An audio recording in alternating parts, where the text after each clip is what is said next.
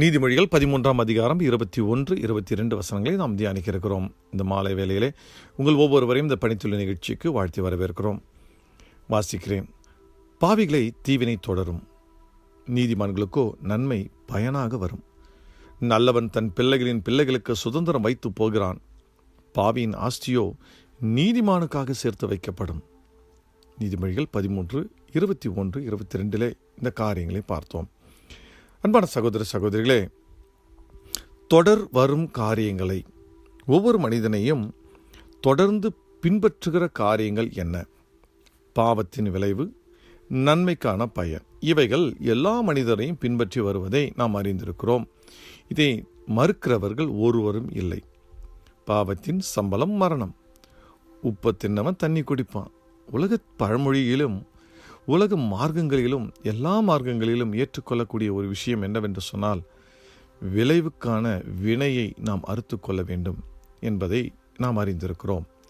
ஆகவே இந்த நாளிலும் பாவிகளின் தீவினை தொடரும், நீதிமான்களுக்கும் நன்மை பயனாக வரும். நீங்கள் எதுவாக இருந்தாலும் நல்லவர்களாக இருந்தீர்கள் என்று சொன்னால் அதற்கான பயன் நிச்சயமாக வரப்போகிறது. ஆகவே ஒன்றுக்கும் சோர்ந்து போகாமல், இன்றைக்கு நமக்கு பலன் கிடைக்கவில்லையே என்று சொல்லி நாம் வழி விலகாதபடிக்கு நம்மை காத்துக்கொள்ள வேண்டும். நல்லவன் தன் பிள்ளைகளின் பிள்ளைகளுக்கு சுதந்திரம் வைத்து போகிறானாம். நல்லவன் தன் பிள்ளைகளின் பிள்ளைகளுக்கு, ஆனால் பாவியின் ஆஸ்தியோ, அதாவது பாவி தன் பிள்ளைகளின் பிள்ளைகளுக்கு சந்ததிக்கு ஆசீர்வாதத்தை வைக்காமல் சாபத்தை வைத்து விட்டு போகிறான் என்பதை குறிக்கக்கூடிய வார்த்தைகள். ஏனென்று சொன்னால், பாவிட ஆஸ்தி வேறொரு இடத்துல போகிறது, நீதிமானுக்கு போகிறது என்பதை வேதம் குறிப்பிடுகிறது. அவன் நினைத்து கொண்டிருக்கலாம், நான் இப்படிப்பட்ட அநீதியான வழிகளிலே சம்பாதிக்கக்கூடிய காரியங்கள் பல தலைமுறைக்கு நிலைநிற்கும் என்று சொல்லி. இல்லை அன்பான சகோதர சகோதரிகளே, ஒரு நாள் இந்த பூமி தேவனுடைய கரத்தில் போகிறது. நம் தேவாதி தேவன் இயேசு கிறிஸ்து இந்த உலகத்தை 1000 வருஷம் அரசாண்ட போகிறார். அந்த அரசாட்சியில் நீதிமான்கள் உள்ளே வரப்போகிறார்கள். அவர்கள் இந்த பூமியை ஆளப்போகிறார்கள். ஆகவே அன்பான சகோதர சகோதரிகளே, நல்லவர்கள் தான், நீதிமான்கள் தான் இந்த பூமியை சுதந்திரிக்கப் போகிறார்கள். ஆகவே எப்படிப்பட்ட பாவியாக இருந்தாலும், எப்படிப்பட்ட பாவத்தில் அவன் சம்பாதிக்கிற காரியங்களாக இருந்தாலும், அது ஒரு நாளும் அவருடைய சந்ததியை தொடரப்போவது இல்லை. ஆகவே நம் நீதியிலே தொடர்ந்து நிலைநின்று வாழ்வது நமக்கு நிச்சயமான பலனை கொண்டு வரும் என்பதை நாம் அறிந்திருக்கிறோம். ஆகவே கலக்கம், கவலை, பயம் நன்மை செய்வதனால் உண்டாவதனால் இன்றைக்கு நமக்கு ஒரு சோர்வு இருக்கும் என்று சொன்னால் அவைகளிலிருந்து ஒரு விடுதலை பெற்றுக்கொள்வோம். நன்மை செய்து பாடு அனுபவித்தாலும் நன்மைக்கான பயன் வரும். ஆகவே தொடர்ந்து அவையில் நிலை நிற்போம். இப்பொழுது ஒருவேளை பாவத்தில் நிலை நிற்பவர்கள் நமக்கு எந்தவித பாதிப்பையும் உணர்வது இல்லையே, நன்றாக தானே போய் கொண்டிருக்கிறது என்று நினைக்கலாம். ஆனால் அதற்கான வினைவு பின்பாக வந்து கொண்டிருக்கிறது. இன்றைக்கு பாருங்கள், பாவத்தின் விளைவாகிய தீவினை ஒரு மனிதனை ஆட்கொள்வதற்கு முன்பாக அது பல ரூபங்களிலே அந்த விளைவின் முன்னோட்டங்கள் காண்பிக்கப்படும். அதாவது அநேகர் சொல்லுவதை நீங்கள் பார்த்திருக்கலாம். ஒரு நிகழ்ச்சி, ஒரு பெரிய பாதிப்பு வருவதற்கு முன்பாக ஏதோ எனக்கு உள் மனசு சொல்லிகிட்டே இருந்துச்சு, இப்படிப்பட்ட ஒரு காரியம் வரப்போகிறது என்று சொல்லி அநேகர் சொல்லுவதை நீங்கள் கேள்விப்பட்டிருக்கலாம். ஏன்? தேவன் அந்த உள்ளுணரை கொடுக்கிறார். நீ உன்னுடைய பாவத்திலிருந்து மனம் திரும்பிக்கொள், அதற்கான தண்டனை நெருங்கி கொண்டிருக்கிறது என்பதை உணர்த்த ஆண்டவர் விரும்புகிறார். மனிதர்கள் வழியாக, சூழ்நிலை வழியாக நம்முடைய காரியங்கள் நமக்கு விரோதமாய் போய் கொண்டிருக்கும் பொழுது, அதற்கான விளைவின் தண்டனைகள் ஆங்காங்கே காண்பிக்கப்படும் பொழுது நாம் எச்சரிக்கை அடைந்து உடனடியாக தேவனிடத்தில் மனம் திரும்பி விடுவது நல்லது.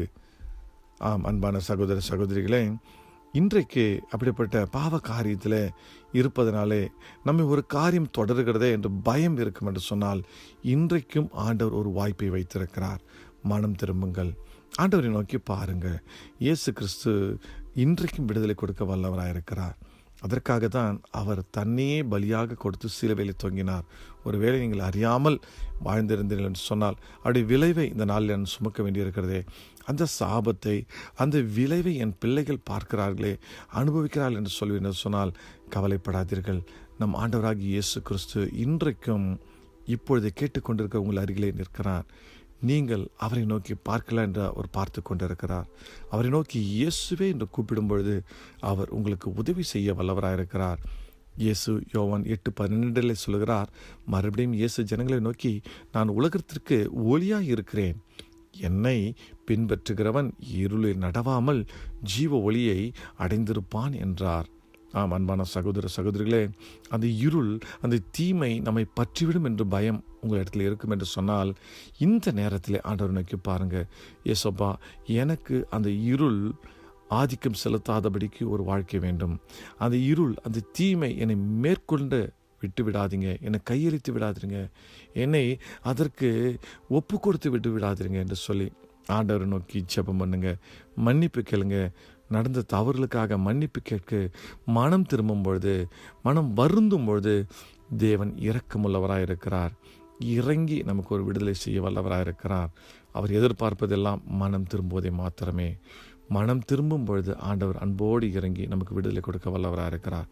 இந்த நாளிலும் இப்படிப்பட்ட தீய காரியங்கள் குடும்பத்தை ஆட்கொள்ளுகிறதே என்று பயந்து கொண்டிருப்பீர்களா? நீங்கள் ஜெபம் செய்யுங்கள். ஆண்டவரை நோக்கி ஜெபம் செய்யுங்கள். நாம் அனைவரும் இணைந்து ஜெபிக்க போகிறோம். நிச்சயமாக ஒரு விடுதலை இந்த இரவில் நாம் பெற்றுக்கொள்ளப் போகிறோம். சேர்ந்து ஜெபிக்கலாமா? அன்பான பரலோக பிதாவே, தீமை தொடரும் என்று சொல்லியிருக்கிறீர்களப்பா. அந்த எச்சரிப்பின் சத்தம் என் காதுகளிலே இந்த நாளிலே வந்து எட்டியிருக்கிறது. அப்படிப்பட்ட தீய காரியங்கள் எங்களை தொடருவது போல நாங்கள் உணர்த்துவோம் என்று சொன்னால், ஆவியானவர் எங்களுக்கு உணர்த்துவார் என்று சொன்னால், ஆண்டவரே, இந்த நாளிலே நாங்கள் அதற்காக மனம் திரும்புகிறோம், மன்னிப்பு கேட்கிறோம். அறிந்தோ அறியாமலோ நாங்கள் செய்த காரியங்கள் இருக்கலாம். ஒருவேளை அவைகளை நாங்கள் மறந்திருக்கலாம். அதற்காக மன்னிப்பு கேட்கிறோம். எங்களை மன்னிங்க சுவாமி, மன்னிங்க. மன்னித்து எங்களை புது சிருஷ்டியாய் மாற்றுங்க. மனம் திரும்புகிற ஒவ்வொரு பிள்ளைகளுக்கும் நீர் இரக்கம் செய்து விடுதலை கொடுக்கிற தேவனாக இருக்கிறீர். இந்த இரவு எங்களுக்கு ஒரு விடுதலை வேண்டும் சுவாமி. உமது கரத்தை நோக்கி பார்க்கிறோம். உமது வார்த்தையை நம்புகிறோம். என்னை பின்பற்றினால் இருளில் நீங்கள் நடக்க மாட்டீர்கள் என்று சொன்னீர் ஆண்டவரே. இப்படியாக உம்மை நோக்கி பின்பற்ற வந்திருக்கிறோம். ஜீவ ஒளியை அடைந்திருப்பான்னு சொன்னிருப்பா. ஜீவ ஒளி எங்கள் மீதும் எங்கள் சந்ததி மீதும் பிரகாசிக்க கிருபை தாங்க. உமது அன்பும் உமது கிருபையும் இன்றும் நிலை நிற்கிறது. இன்றும் எங்களை தொடர்ந்து வருகிறது. எவ்வளவுதான் நாங்கள் பாவிகளாக இருந்தாலும் எங்களை நேசிக்கிற அந்த அன்பு அப்பா எங்களை தொடர்ந்து வருவதை பார்க்கிறோம். அநேக சூழ்நிலைகள் வழியாக, ஜனங்கள் வழியாக எங்களை நேசிப்பதை உணர்த்துகிறீர் ஆண்டவர். அதற்காக கோடி நன்றி சொல்கிறோம். உமது கரத்தில் எங்களை தாழ்த்தி ஒப்புடுகிறோம். ஒரு விடுதலைக்காக ஏங்குகிறோம். ஆசீர்வதிங்க சுவாமி. பாவத்திலிருந்து விடுதலை கொடுத்து எங்களை ஆசீர்வதிங்க, வழி நடத்துங்க. இயேசு கிறிஸ்துவின் அதி உன்னத நாமத்தினாலே தாழ்த்தி ஒப்பு கொடுத்து ஜெபிக்கிறோம் எங்கள் ஜீவனுள்ள நல்ல பரலோக பிதாவே. ஆமேன்.